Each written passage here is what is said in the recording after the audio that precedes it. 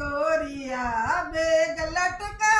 के चलली बाजार गोरिया जतना सफराल करके सिंगार गोरिया जतना सफराल करके सिंगार गोरिया उठवा रंगली गुलाबी चटक रंग से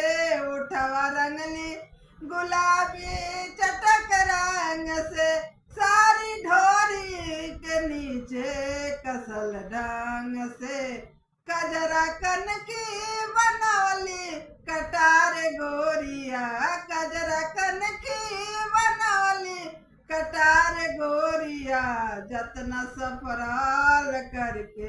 सिंगार गोरिया जतना सफराल करके सिंगार गोरिया।